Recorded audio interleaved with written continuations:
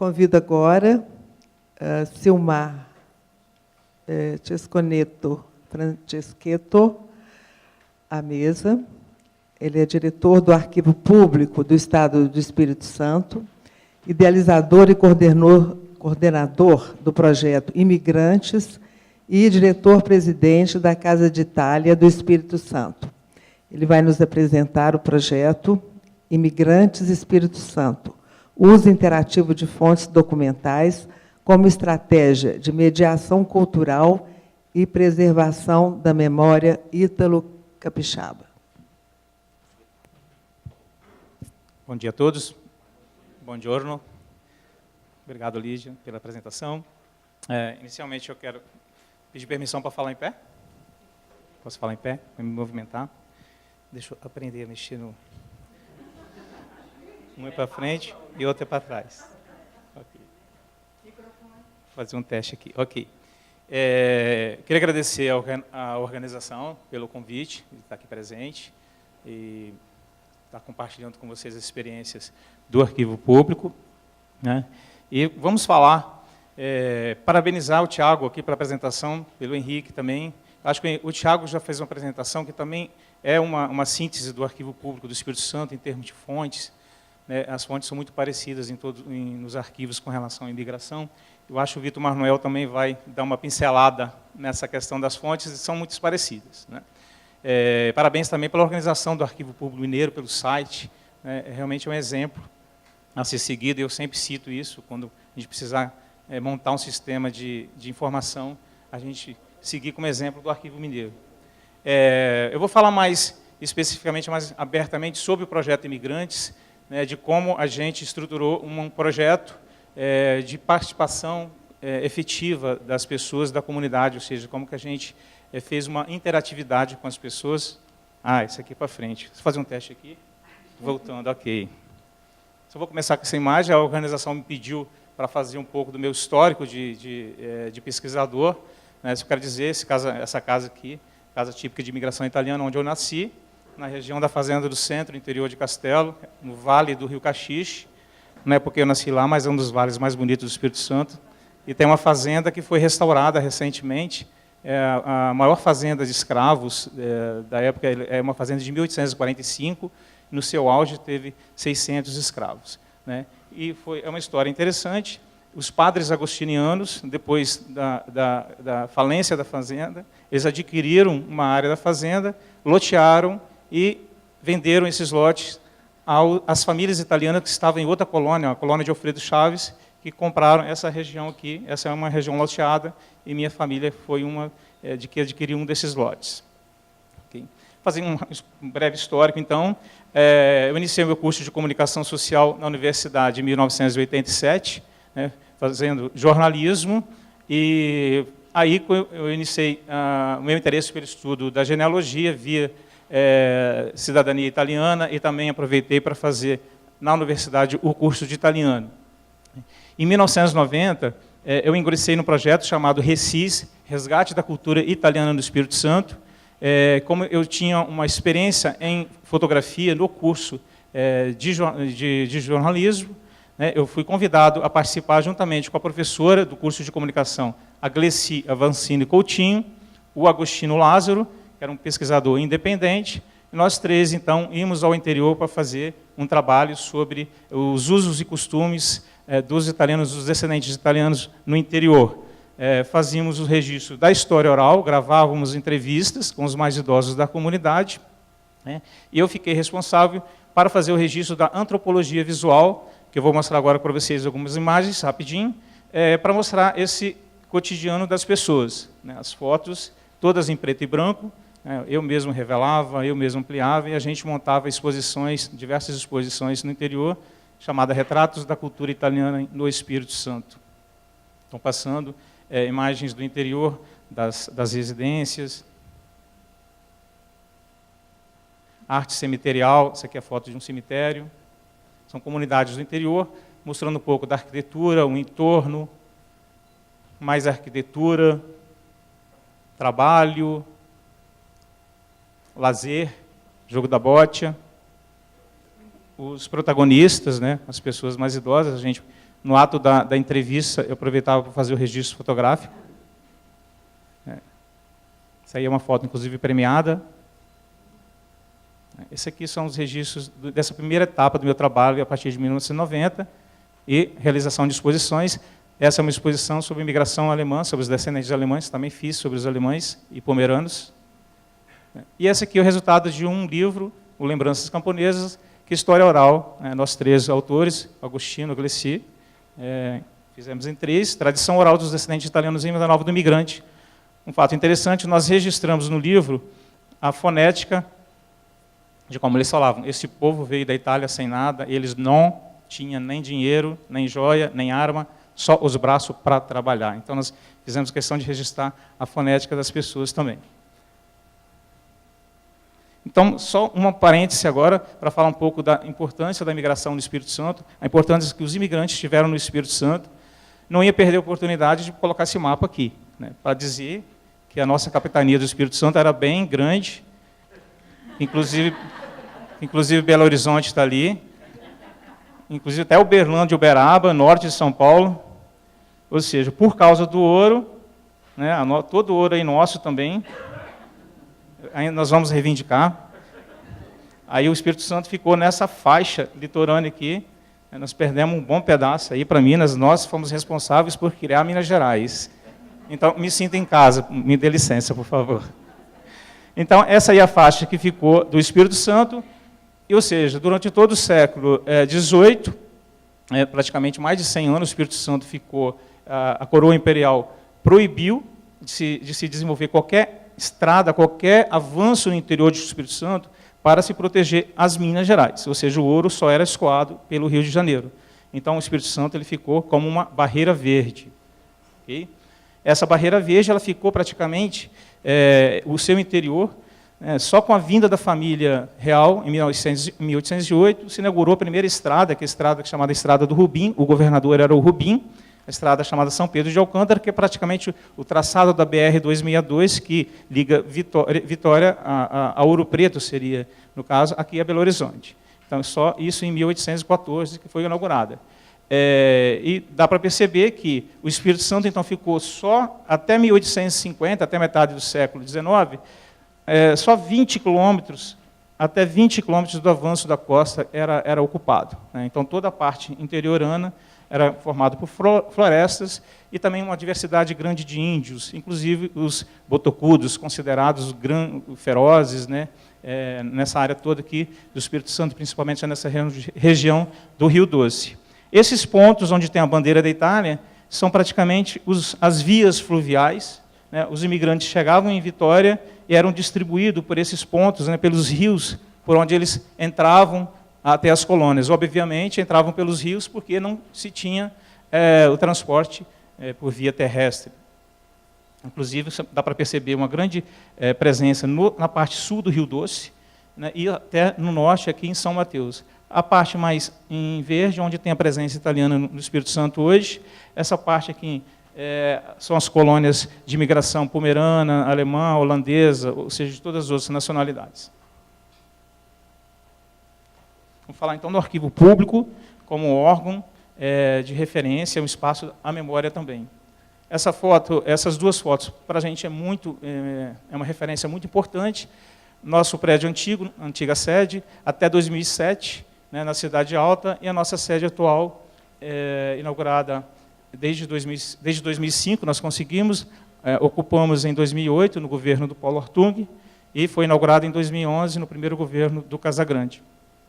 É muito importante essa foto, depois vou falar da importância do trabalho do projeto de imigração, dessa interatividade com as pessoas para a conquista desse espaço também.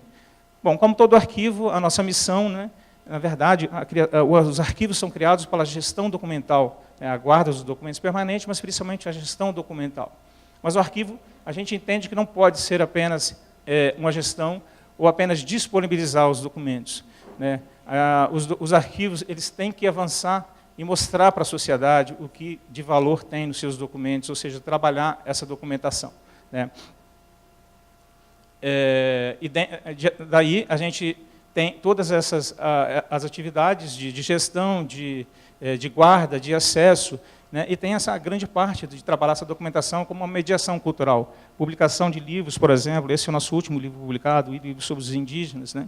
Nós publicamos também, vou aproveitar para mostrar, esse aqui é o livro Italianos, 1040 páginas, pesa um pouquinho, vou deixar aqui para vocês. Tem uma outra publicação que foi feita ao mesmo tempo, que é o livro Imigrantes. Os dois estão disponíveis em PDF na nossa página na internet. O Imigrantes tem 1.200 páginas, tem a relação de todos os imigrantes que nós catalogamos para o projeto Imigrantes. Teste da caneta. Ah, tá ok. Obrigado. Achamos a canetinha aqui, então. Perfeito. Mediação cultural, então, esse processo do patrimônio cultural estabeleceu a dinâmica interativa a partir dos documentos com os usuários. Esse termo aqui foi estabelecido aqui pelo Taiguara Vilela, que fez uma tese de doutorado sobre a mediação cultural no Arquivo Público do Estado do Espírito Santo. Então, falamos agora do projeto Imigrantes. Desde que nós entramos no Arquivo Público, eu entrei como coordenador técnico, o Agostinho Lázaro, que é o pesquisador que nós trabalhávamos juntos no projeto Recis, nós fomos convidados e nós entramos na mesma data para gerir o Arquivo Público. Eu tinha uma esperança muito grande de trabalhar com fotografias, e fiquei 2 meses na sala de fotografias, mas todos os dias tinha alguém lá perguntando sobre migração, de onde veio a família e tudo, e depois de 2 meses eu passei para fazer o atendimento na sala de consulta. E durante 2 anos eu fiquei na sala de consulta fazendo o atendimento direto às pessoas. E foi daí que todos os dias a gente ouvia: onde está minha família, cadê o documento, por que não coloca tudo no computador? Então, foi a partir daí que nós iniciamos um processo de digitação das listas, e esse contato direto com as pessoas foi muito importante. Por quê? O projeto nasce dessa demanda social, dessa grande procura.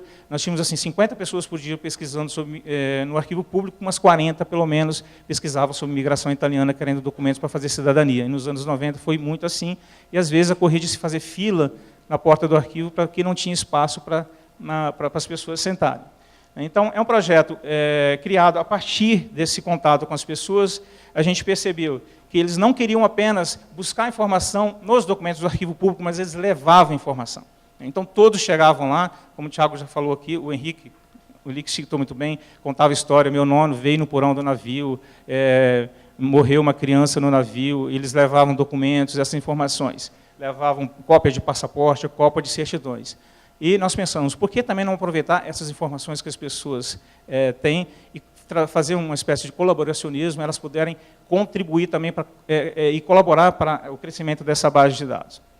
Então, foi a partir daí que nós criamos essa metodologia de pesquisa, as fontes arquivísticas, como eu já falei, as listas de passageiros de navios. Nós temos listas direto de Gênova até Vitória, uma característica muito interessante, porque Vitória fica antes do Rio de Janeiro, que era a capital federal. Nós temos muitas viagens diretas da Europa até Vitória, e outras de imigrantes que foram ao Rio de Janeiro e depois voltaram para o Espírito Santo.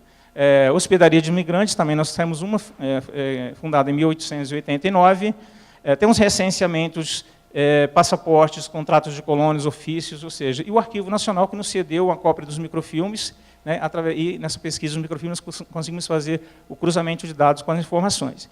E as fontes que eu falei privadas agora, as certidões fornecidas pelos descendentes, inclusive as fotografias. Nós escaneamos as fotografias, são identificadas pelos descendentes, e nós emitimos um registro de imigrante, que eu vou mostrar logo após, que vem impressa também essa fotografia. Só dá uma licença. A gente utiliza também algumas publicações, sites especializados para fazer esse cruzamento de dados e ampliar a base de dados. Então, o que nós fizemos? Uma estruturação de uma base de dados digital com a lista nominal de imigrantes de diversas nacionalidades que entraram no Espírito Santo e suas respectivas fontes documentais. Ou seja, cada imigrante tem citado a sua fonte documental. Vamos falar agora do bojo do projeto, que é muito interessante, que inicialmente eu pensei que fosse fácil, mas era bem complexo. Vou citar um exemplo aqui da transcrição paleográfica.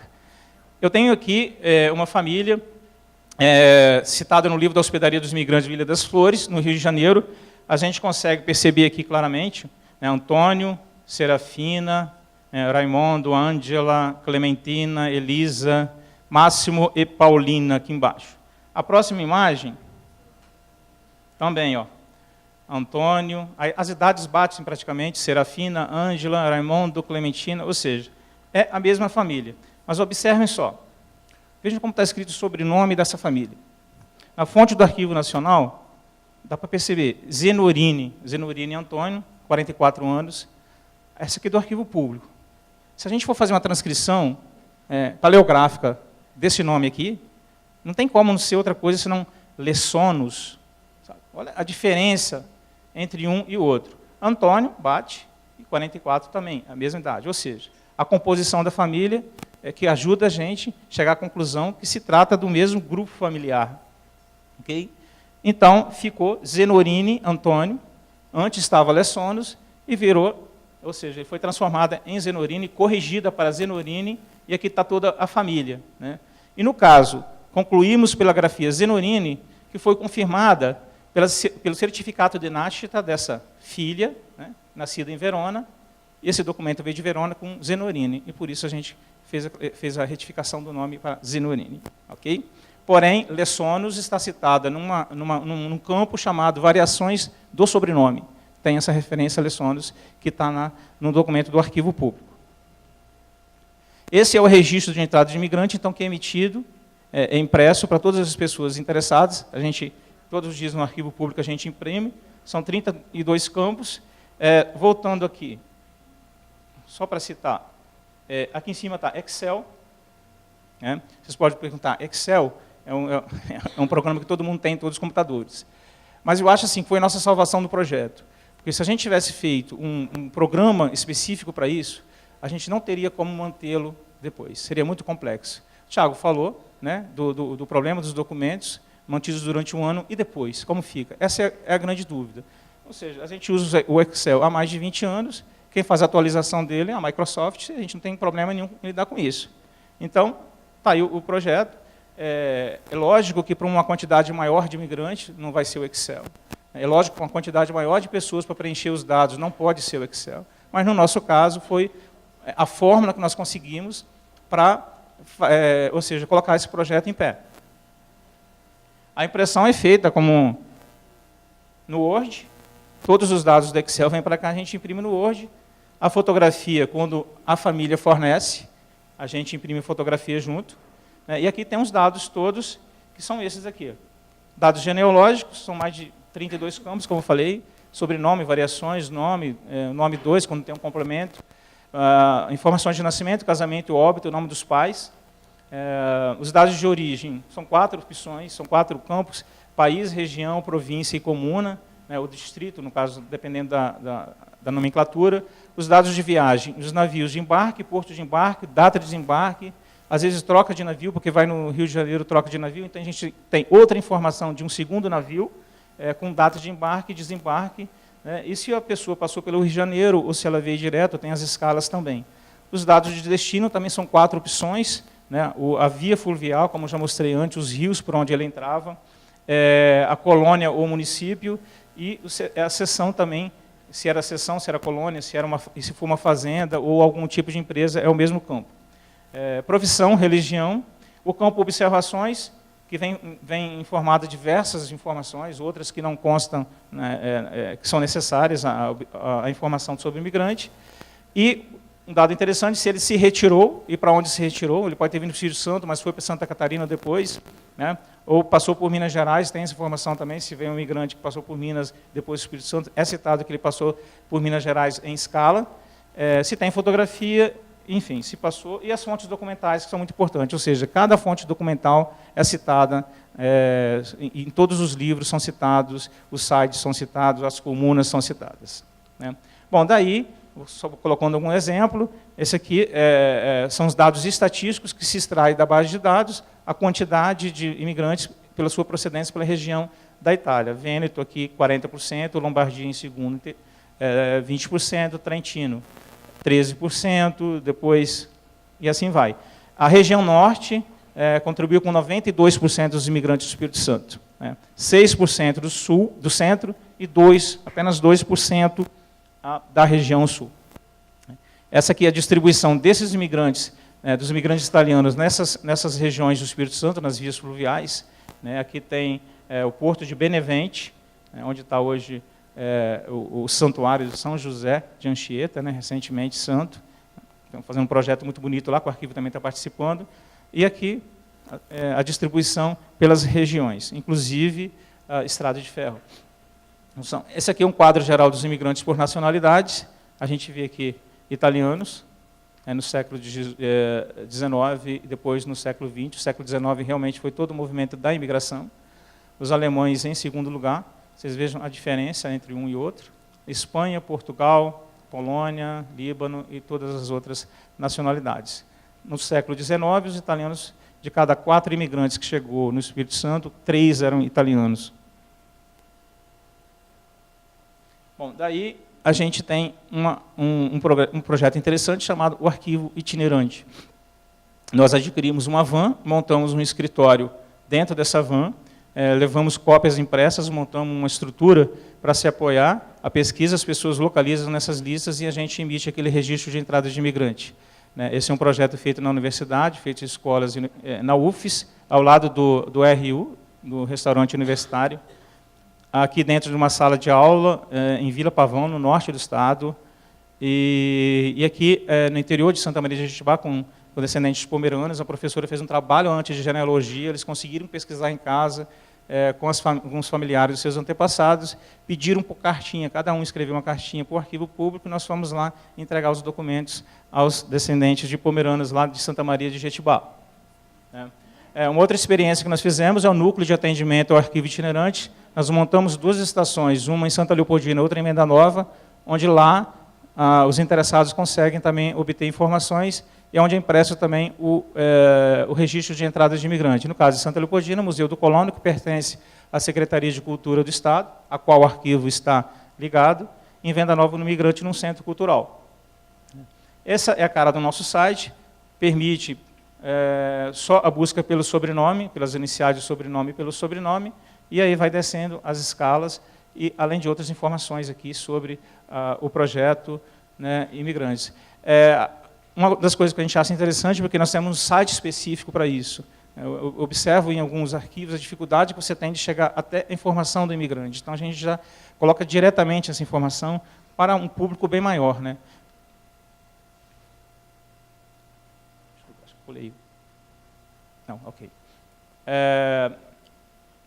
Esse aí é o Caminho do Imigrante, uma atividade que nós criamos via arquivo público também. É uma caminhada entre a cidade de Santa Leopoldina até Santa Teresa.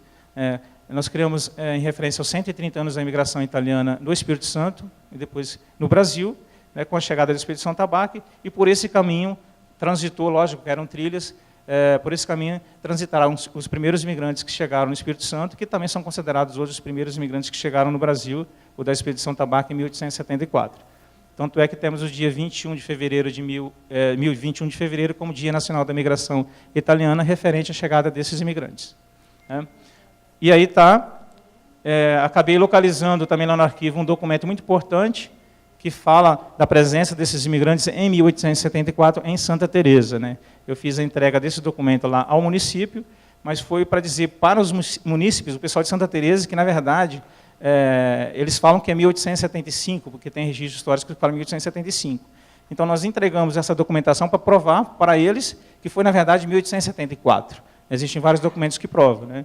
Aí um deputado aproveitou e fez uma lei que cria coloca Santa Teresa como pioneira, e foi aprovado. E vocês estão acompanhando aí um pouco da disputa aí, da polêmica que foi criada em relação a isso, mas Santa Teresa como pioneira da imigração italiana no Brasil. Essas são as 2 publicações, são publicadas da coleção Canaã. Aqui nós temos os italianos, esse aqui já estava guardado lá, vai ficar aqui no Arquivo Público Mineiro, à disposição. Já estava guardado há muito tempo, quando viesse a Minas fazer a entrega. E esse é o Imigrantes, que contém todas as informações, todas as informações da base de dados, inclusive de todas as nacionalidades. Estão disponíveis em PDF no site do Arquivo Público, quem não conseguir ler,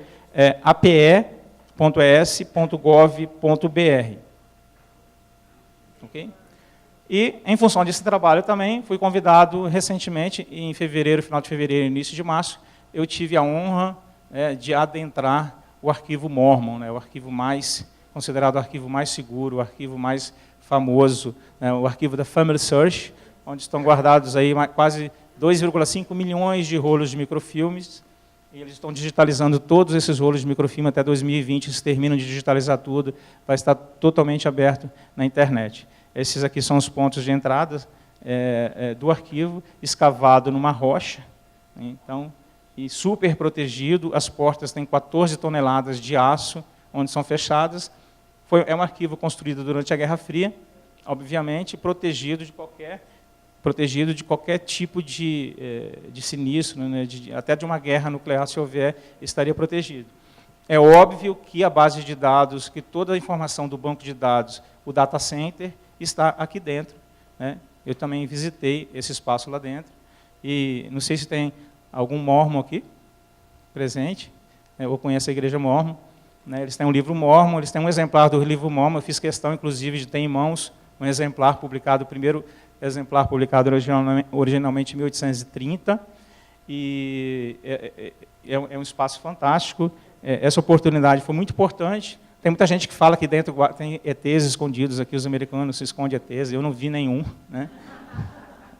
E foi um evento chamado Rootstack, todo ano tem esse evento, é internacional. É impressionante a quantidade de pessoas, 10 mil pessoas por dia participando de história, de um evento relacionado à história da família, à genealogia. Então, eles levam muito a sério. Eu considero esse espaço aqui não um espaço da Igreja Mormon, eu até falo isso abertamente. Eu acho que é um espaço que deveria ser declarado como patrimônio da humanidade, até pela Unesco, porque assim, a seriedade com que eles guardam, a seriedade como eles trabalham a história da família, né? Não sei se vocês conhecem um pouco da história, mas eles são batizados e também batizam todos os seus antepassados, por isso que eles fazem a árvore genealógica. Eles consideram que a família é indivisível, ou seja, a família que está aqui também estará, depois de mortos, todos estarão juntos, né? Então, daí, todo esse trabalho de genealogia, eles fazem essa pesquisa, eles fazem o batismo por vicariato, ou seja, um representante vai batizar todos os seus antepassados. Então, é isso que eu queria passar para vocês. Muito obrigado a todos. Depois a gente volta a comentar alguma coisa.